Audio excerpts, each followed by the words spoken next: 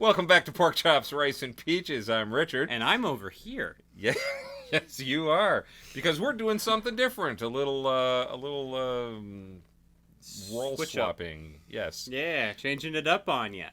We've had a lot of luck with, just enjoyed, and people seem to enjoy our two attempts at a Millennial explains to his Gen X dad, fill in the blank. Now we are doing Gen X dad explains to his Millennial son, Star Trek. So, oh boy. And don't hate me. Don't hate me. Put down those rocks. I see you, Brian. Put down that rock. You have a Trekkie in your friend base? No, I don't know who Brian is. Oh, okay. You got me. Apparently, I never showed you Star Trek as a kid. Not really. I don't know. Unless I remember watching his Deep Space Nine over your shoulder when it was on Netflix. Okay. Star Trek. So just disclaimer: I'm not a Trekkie. I've never been a Trekkie. Star Trek is it's a franchise. It's huge. It's not just one television show. There are 7, I think, different series entries. There's a lot. There's a lot of movies. There's been at least one reboot, which really truly entertaining. There was a cartoon series in the 70s. There's been multiple novels written. I have not followed all of them. Yeah. I'll be totally honest with you. Once you've seen one series, you've seen them all. Okay. Because when I explain to you what they're covering, you're going to see that they're just kind of rehashing that, doing the same thing over and over. Okay. Different characters, different settings, but at heart they're going to be the same issues and the same problems. Okay. All right. All right. Star Trek began as a science fiction television show created by Gene Roddenberry. The original series aired from... What is it about that name that just makes you laugh? Just Rod and okay, I see it. Barry. Yeah, okay. I'm just glad there's not an S there. Dude, that was so wrong. Oh my goodness. It's not my fault! Who names their kid Roddenberry? I'm responsible for him. I'm so sorry. We unleashed him on society. Anyway. You made your bed, now lie in it. I will. So the original series ran from 1966 to 1969. I'm just old enough to remember seeing original episodes, but admittedly I was too young to really understand anything that was going on. And the cool part, phasers, communicators... a little bit. I mean, a communicator. Remember when this was a flip phone? Yeah. Those of us who watched Star Trek, on its first run, were like, "Oh, look, they finally came to be." Just not enough battery to talk to to a spaceship. So, the series focused on the captain and crew of a starship called the Enterprise, and they had a 5-year voyage. Their mission, and this was at the beginning of every episode, to explore strange new worlds, to seek out new life and new civilizations, and to boldly go where no man has gone before. And I pretty much could have done that from memory, but I didn't want to trip on any words and then have Trekkies out there throwing things at me. So the goal of the starship was not to conquer new worlds, but to explore them, to meet the inhabitants, to have an exchange of knowledge and culture, and ultimately become friends. Okay. Star Trek is an exploration of humanism in its most idealistic form. Okay. There are religions in some of the places that they go to. They're treated respectfully, but they are always kept in the realm of myth and never really explored deeply. So the original series, which aired in the 60s, took place in the year 2266, 300 years into the future. Okay. Now, the different series that have been made different times, I don't keep track of all of them. Gene Roddenberry, and I pulled this from a website called Memory Alpha, said once that Star Trek was an attempt to say that humanity will reach maturity and wisdom on the day that it begins not just to tolerate, but to take a special delight in differences in ideas and differences in life forms. Not a bad goal. Not a bad goal. We believe that the often ridiculed mass audience is sick of this world's petty nationalism and all its old ways and old hatreds, and that people are not only willing but anxious to think beyond those petty beliefs that have for so long kept mankind divided. All right? All right. Yeah, it's an idealistic goal. It is. You know, getting rid of old myths, old hatreds, old, will the Hatfields and the McCoys ever get married?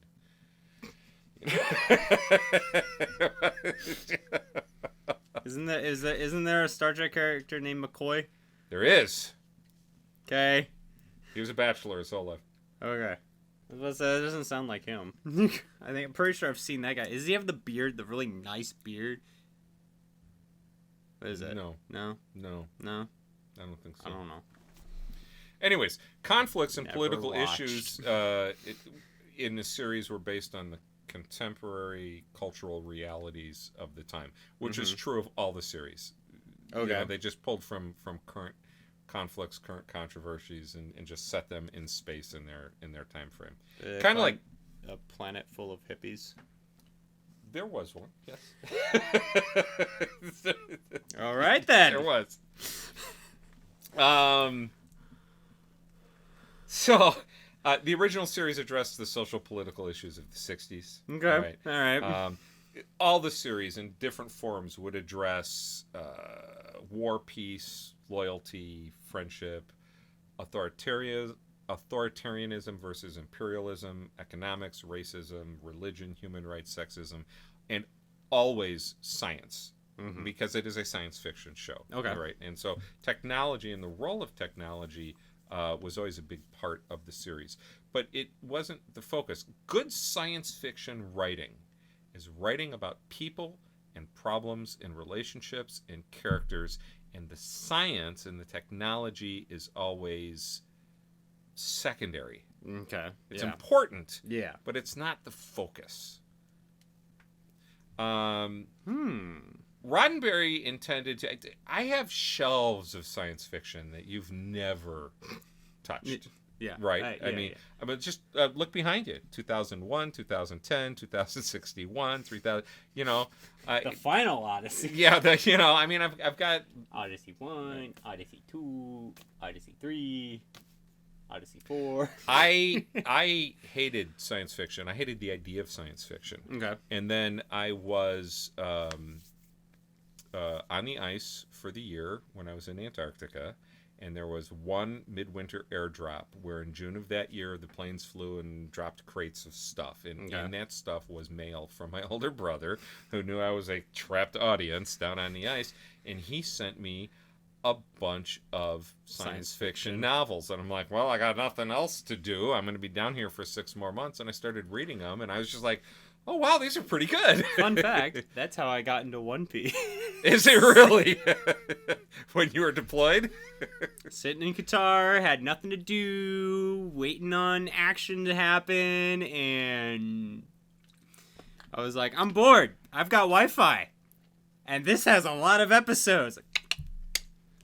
I had no idea we had that in common. It's pretty cool, actually. All right.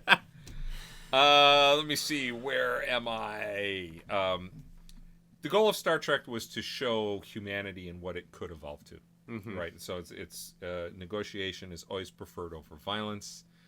However, interestingly enough, while violence was the last resort, they made sure that they always had the biggest stick. They made sure. Teddy! It was Roosevelt! Bull Moose! It was Roosevelt diplomacy, If you're going to fight hard, right? And fight to win. So, Riders. All right, I'm done. Roddenberry introduced Vulcans to the common, vocabulary of America. Yeah. A race of people who had a violent, history. And there was a lot of strife, but they ultimately achieved peace by learning to suppress their emotions and live by the by logic, the guiding principles of logic. And so they were kind of a mirror to reflect the emotions of humans when they came in contact with each other. Roddenberry wanted a strong anti-war message, 60s. Vietnam. And everybody, all this took place. Maybe they're the hippies. Who? I don't know the characters. Oh, I don't know besides like Kirk and Spock. yeah, no, actually they weren't, because Okay. this is a military organization. Yeah. They were all in uniform, and they all maintained military bearing and military standards. There was rank. This is very much a military organization. Okay. But with a mission of being explorers. Okay. All right. So they were members of the United Federation of Planets, which was ultimately an idealized version of the United Nations, except interstellar. Okay. Right. Headquartered on Earth, of course. Because we're the best. Yeah, what the heck. Roddenberry's first crew was racially diverse. Mm-hmm. And this was hard for him to pull off with the bet. NBC censors and the time, that this was Bet. taking place. But interestingly enough, it never, ever felt like box checking. It never felt like in your face. So they had a black woman who was the communications officer. They had a Vulcan man. They had a Japanese man. They had a Russian man. But, of course, the captain's a white dude because, it's the 1960s. And you're right. Future Star Trek series had they had a black commanding officer on DS9. Right. Yes, I remember that. They had a female commanding officer on Voyager, right? And these things weren't, they weren't like shoved in your face, too much. Maybe just kind of a little bit, but the characters were compelling. The characters were interesting, and Benjamin Sisko's race was secondary to anything he did. As the captain of DS9. So this was all groundbreaking television. I bet. Star Trek, the original series, included the first interracial kiss ever seen on network TV. Yeah, what's his name?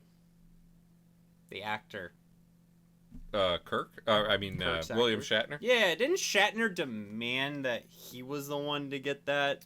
Like, wasn't there, like, a story about that? So, there's a... Historic moment! I want to be at the center of it. Well, it's possible. There was a tremendous amount of behind-the-scenes conflict. Mm-hmm. I've heard that drama. Focused around Shatner. Yeah, I've heard that drama. And his ego. And fighting for lines, fighting for storylines, fighting for camera time. In order for Star Trek The Motion Picture to be made, he kind of had to go around the apology tour with his fellow actors. And because he did a lot of damage. Now, I've seen 3 of the series almost to their completion. Okay. Next Generation, Deep Space Nine, most of Voyager, and all of the original. All right, so 4, I guess. Okay. I've seen probably the first 7 or 8 movies. Then this thing happened. I got married. I had kids. And small thing called life. Yeah, but once you've seen one of these shows, you've seen them all. They're variations of a theme. Okay. So really, what I wanted to share with you was what it is about this series that connects with me. What is it? Why is it that I like it? It's a thinking man's game more than it is a space western. If you want a space western, go to Star Wars.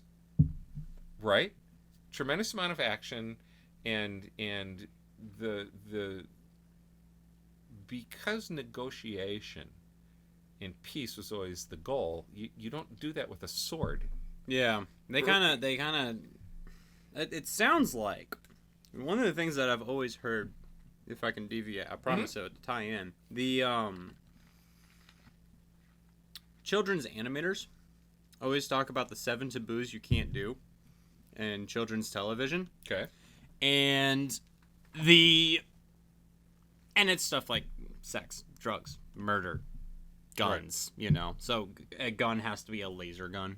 Right. Or you can't see, like, bullets or whatever, and you can't have overtly sexual nature, or you can't have drugs, so it has to be, like, some sort of, like, toxin gas or something, stuff like that. Right. And the story writers for those shows always talk about how they have to get super creative to write themselves out of that box. Okay. And there's a couple other tricks they do, like they'll put in something that will obviously get picked up by the censors, so they can sneak something else along the lines that's a little sneakier. But like, for the most part, they talk about how that's like, sometimes it allows them to create something that's like, they take one storyline, or like they have a storyline, and there's two ways to show it. And one of them breaks the rules. The other one doesn't break the rules, but it's 10 times as horrifying. Because it's implied. Right. So it's like, when you box yourself into something like that, or you are in a box like that, it forces you to get creative. So what it sounds like is, if you box yourself into everything needs to be solved peacefully before action, you've kind of boxed yourself in, and you have to get creative to figure out how to get out of the box. Yeah, kind of. Okay. Kind of. Sometimes, not always. Sometimes they went into a conflict where they knew that their adversary was a warrior, and they're at war. They were at war with the Romulans. They were at war with the Klingons. So whenever you had Spiky boy? Yeah. Okay. Yeah. Except Worf! I remember Worf! I know who Worf is! Worf was raised by an Earth couple. He was adopted. Huh. Yeah. I like Worf. Getting in touch with his Klingon roots was part of his character development. It was really kind of cool to watch. Oh, that's fun. Yeah. So there's an episode in Star Trek: The Next Generation in season 1 where they go to this planet that's this idealized, just perfect world, and everyone's happy and fun, and it's a utopia setting, and a 13-year-old member of the crew who's a prodigy, and he's allowed to serve as an acting officer. Oh, I know this one too. Wesley Crusher. Yeah. Right. I was thinking of the actor, but Will Wheaton. Yeah, yes. That guy. I have always thought Will Wheaton was treated horribly by Trekkies. Both his character and he a lot of criticism. I always thought he did a fine job as Wesley Crusher. I appreciated. It's got to be tough to be as young as he was on the set with all of those experienced adult actors and trying to hold his own. I've always thought he was treated horribly. Anyways, his character breaks a rule on the planet. Okay. And the planet has a zero tolerance policy. Oof. And they have a Judge Dredd type setup where two constables come up, see that he's violated the law, see that there's witnesses. They have the lethal injection ready to go. They're going to kill him on the spot. And this law that he violated was like he tripped over a fence and fell into a greenhouse, or it was really minor. Okay. And he's like, "Oh, I'm really sorry. It was an accident. They were playing ball. He was chasing a ball and he fell." So the question is, the Federation believes in the prime direction, this prime directive. Okay. This rule of non-interference. And so do they interfere with this, governmental system, or do they save the life of this 13-year-old boy? Well, I know how America would do. Well, so ultimately, Captain Picard decides to interfere and save the life. This is ridiculous. He made the point, he said, and I quoted this one. I went back and watched it. There can be no justice so long as their laws are absolute. Now I was 23, living in Long Beach, California, last year in the Navy, watching Next Generation on VHS tape, and I saw this episode, and I just went, huh. That was a novel thought for me. Can you have justice if your laws are absolute? And it was the first time as a young adult I sat back and said, ooh, that's really a good question. And that's not, Luke, I am your father. No. Let's sit back and think about that for a moment. But then you can't unlearn that. So now you go look at the rest of the world around you and you say, huh. And I wish more school administrators and school boards understood that concept. Zero tolerance policies treat people horribly in many situations. That's all I'll say on that. So, lesson number 2, the final frontier. Spock speaks the line, "To hunt a species to extinction is not logical." That's like a hammer. Yeah, Boom. whap! The delivery of the line is straightforward, non-emotional, and he's like, but that doesn't make sense. And it had to do with whales. Whales had been hunted to extinction. Gotcha. And it just makes you, if you haven't spent time thinking about it, it makes you realize, wait a minute, are we doing that? You know. And so that left an impression on me. Okay. Those are the things that make me, just go, huh. And then the last one was the pilot of episode of Deep Space Nine, because Benjamin Sisko, the captain, he loves baseball, and he meets this ethereal culture. I think that's the most out there prediction that I've heard out of anything that Roddenberry said. Right. Is that 400 years in the future, people still care about baseball? Well, he played it on the holodeck, and of course, the holodeck, this computerized field where you can do anything. Oh, so it's Wii right? Sports. It is Wii Sports. Basically, yes, it is. It is Wii Sports. So is this like a vintage thing? It's like, oh yes, you want to partake in an old American pastime? Well, no. Crack out the A&W and bring in the hot dogs. We are dining on the finest cuisine tonight and playing the most gentlemanly of games. I'm sorry, I'm picturing a future where baseball is still relevant. Collisions at home plate are rarely gentlemanly. No, I know. I'm trying to think about anyway. It. Sorry. He's trying to explain, and they're using baseball as this metaphor, the linear nature of human life, where you cannot go back into the past, where you don't know what's coming. And so he uses baseball. He says, I throw this ball. You try to hit it. You don't know which direction the ball is going. You don't know whether it's going up or down or curving or coming straight at you. I don't know what's going to happen when you swing. And then the excitement is, how this all plays out. What they notice about him is that he's emotionally stuck in the past. Because he had lost his wife in a battle, and he emotionally, the trauma, he stopped growing at that point. He stopped really experiencing life. He was going through the motions of being a Federation officer, but he wasn't living. He was also interesting. He was a single parent because he had a son named Jake. And so he's on this space station. Is the kid on the space station? Yeah. Okay, I remember that. Yeah. So the interesting thing, with all the series on the ships, the ship goes to the problem. On the space station, the problems come to this space. Right. Okay. To the station.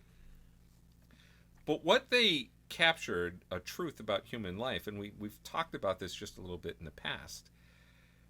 Healing from trauma in your life requires a great deal of work, and you don't grow emotionally until you deal with that trauma in the past. Yeah. And so he is trying to present life as being, linear, where you can't go back. Well, emotionally, he had to go back and face those issues and deal with it. He had to let go of his wife and deal with the pain before he could move forward. And that's true of anybody who experiences trauma early in life. That's why people self-medicate. That's why people, so the appeal of Star Trek to me is issues like this. Some of them are personal, some of them are intellectual. Okay. But it's always a challenge that makes you think, with enough action and adventure and silliness mixed in to make it interesting. So let's play a little game here. All right. You started this game, and I am going to pull up, and I'll start with this picture. I have the world's slowest computer, and You're now it gonna needs need to to think. send. You're gonna need to send these to me. So Yeah, so you I can put this splash out. them. That's Spock. That is Spock. That is Spock. With the Okay. the hand gesture everybody knows. Is this the live long and prosper? This is live long and prosper. Okay. This Alright. is the Vulcan equivalent of a handshake. Okay. Now, Spock is half human. He has a human mother. He has Okay. a Vulcan father. And he has spent his life suppressing his human emotions and learning to live the Vulcan code of logic. He's extremely strong. He's stronger than... Vulcans are stronger than men. Okay. Earthmen. He is intellectual. He's very smart. He's Oh, is very that well why trained. he's able to fight Khan in the new movie? Yes. And, Okay. And I didn't know that they were stronger than humans. I just knew they Oh, had yeah. like the death grip thing. Well, whatever it's a that neck. is. It's a neck pinch, and Okay. and basically, you would reach out and grab someone right here. That's a hot And, potato move. Right. Well, exactly. Yeah. Okay. Except that. And most people aren't gonna want to move and risk getting their muscles torn out. Well, Yeah. except that I can reach out and find the nerves and pinch and cause you pain. Yeah. When he does it, the person falls unconscious and drops to the ground. Okay. He is a highly logical creature, and because he is trying to get rid of all human characteristics and human emotion, right? Mm-hmm. He is a mirror of humanity. The humans around him express their passions and their emotions, and they get nothing reciprocal from him. Okay. And he's a mirror by which we can examine human emotion. Kind of cool. Okay. All right. All right. Gives All you right. gives you a way of looking at humanity. And then here, our next, we're going to jump forward to Star Trek: The Next Generation. That's your android. That is our android. That is Data. That is Commander Data. You Okay. know him. Commander Data, basically a robot. No emotions. He desires to have human emotions. So he's the reverse. He's the reverse of Spock, but serves the same function in the series because human emotions are examined and reflected Okay. through someone who desires them and can't have them. Okay. All right? Wait, hold on. If he desires them, isn't that a emotion, desire, maybe or a that's... human characteristic? Okay. What? Wants. That's still. Okay.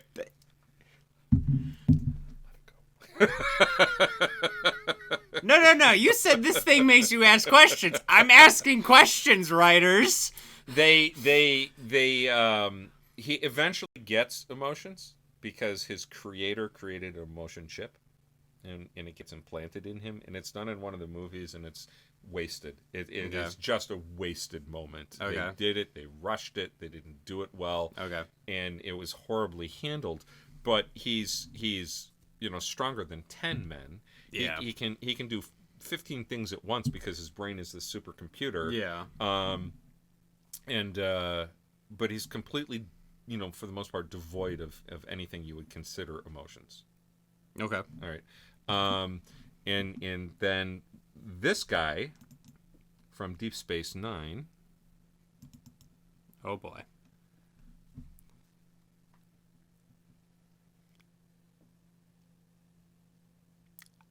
I've seen this. Okay. Do you know who the actor is? No Okay. clue. That is Constable Odo. He is the constable of Deep Space Nine. He's the head of their police force. Okay. Okay. He is from a species of changelings.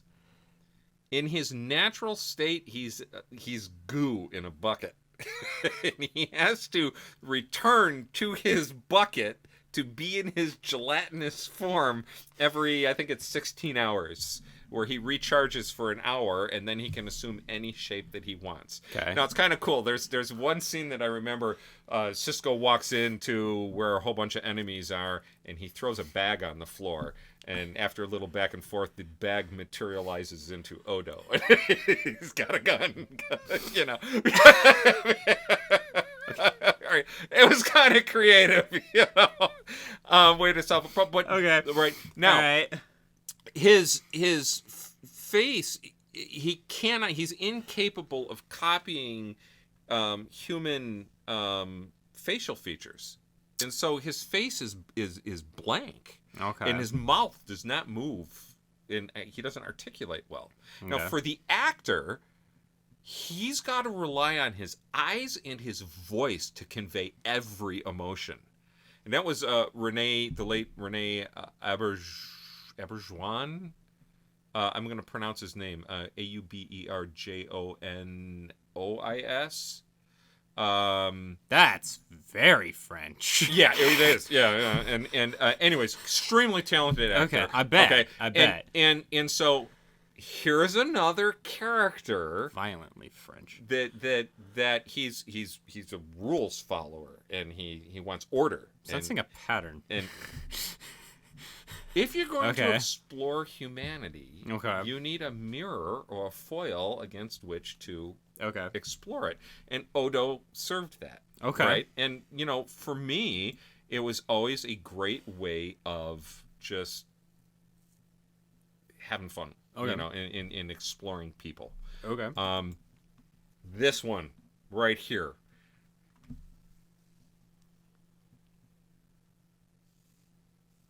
You sure you didn't pull up a Doctor Who photo? I know that would look like a Doctor Who photo. This is not the best photo. It was very hard for me to find a real good one. That He looks like he's murdered someone. he's murdered a few people. Oh, okay. I got nothing, but he got drip. That is Q. Q is one of the most beloved characters in the Star Trek universe. He belongs to a race of omniscient creatures. He almost looks like Tamara Morrison. It's John Delancey. He is hysterically funny. Okay. In the blink of an eye, he can change anything. He can blink you out of existence and blink you back into existence. So he's the closest thing to like a fourth dimensional being or a god or something. Yes, in this. exactly. Okay. Exactly. And he has an absolute fascination with Captain Picard and the Starship Enterprise. And he shows up, and the scenes that he's in are always hysterically funny. And Okay. what he introduces into the lives of the United Federations of Planets, the single greatest enemy they ever had to face. And it was Something that's completely out of their control. something that was going to eventually show up on their doorstep, but he advanced it by probably hundreds of years.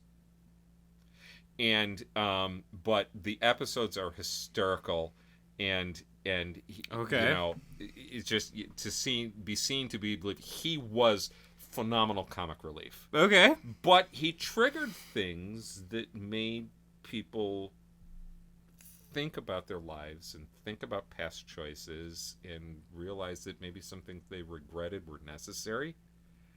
Okay. All right, things that maybe they wish had gone differently in life were actually crucial to the development of who they became. Okay. So he was a really fun character. And then the last one that I have here is this.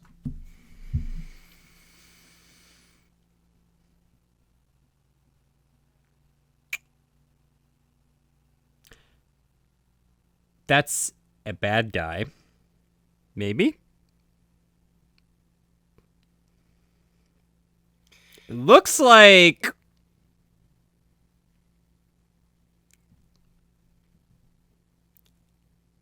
It looks like steampunk Iron Man.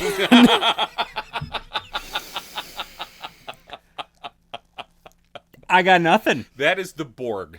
The And Borg. And the Borg. That's a Star Trek thing? Yeah. Oh. And the Borg are the enemy that are the single biggest enemy. The Borg is a hive collective. Oh. and they are millennium old. They every creature or every community that they come across, they assimilate, Okay, I get that. Yeah. and they just absorb it into the hive. Okay. And if there's technology that's worth keeping, they keep it. Otherwise, they destroy everything. And they take men, women, children, and they bring them into their Borg ship, which is a giant cube that moves through space. Oh, yeah. Okay, and I've seen that. They fit them with all of these prosthetics and everything, but their brains are neural linked into the collective, the hive mind. into Okay. the hive mind. Yeah. But they retain their own individuality in here. They just can't act on it. This is horror of the mind. Imagine if you were taken over and you dealt with the hive and you couldn't control your own actions and you couldn't control anything that you do and you only lived to support the hive, but there was a part of you that was aware that Noah is still in there. Okay? Mm-hmm. Absolutely horrible. Yeah. And when they show up, they would send advanced scouts and they would basically say, resistance is futile, prepare to be assimilated. I've heard that one. And their technology, superior to anything the Federation has. Completely overpowering. Now, Federation survives the battle. Mm-hmm. Very creatively done. Okay. Right? And I'm not going to spill anything on it, but All right. they do. I'll give you that. So you know, those are just some of the characters that you originally meet. The series is creative. What did I put here for the Borg? They assimilated thousands of species and billions to trillions of individual life forms throughout the galaxy.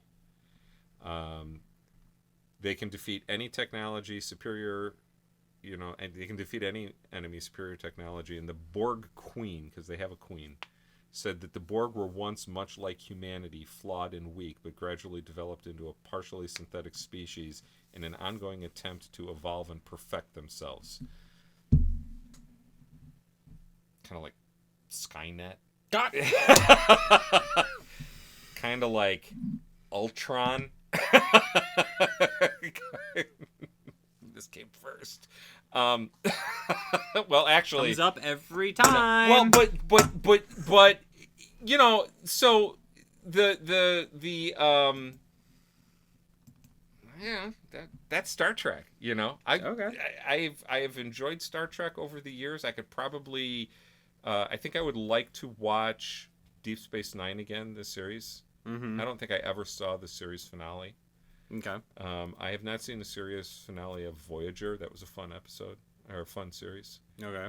And if you have a chance to binge Star Trek series, do it. If you want to really enjoy some camp and some cringe, watch the original series. All right. So what do you think? Did I do justice to Star Trek? How'd he do? It's my turn to ask that question. How'd he do, Trekkies? What would you say if you were in that seat? Yeah, it's an interesting series. You know, interesting franchise, I should say. I really enjoy it. All right. Not enough to have any, you know, like bling for up here. So it's bagels again. It's bagels. Can you tell we just filmed Everything Everywhere? If you have any topics that a Gen X should attempt to explain to his millennial son, I already know how to dial a rotary phone, so that's off the table. Or you have any concepts or any ideas that you want a millennial son to explain to his Gen X dad, put them in the comments down below. Did you ever play with the rotary phone behind you? Yes. You showed me long ago how to use that thing. Yeah, well, I don't remember how long I've had that, actually. Oh, wow.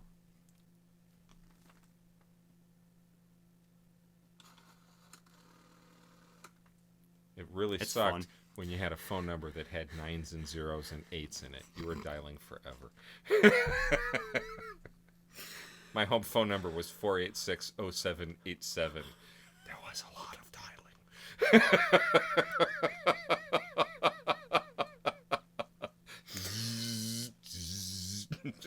Thank you so much for tuning in to this week's episode of Pork Chops, Rice, and Peaches. Push-button phones were almost orgasmic.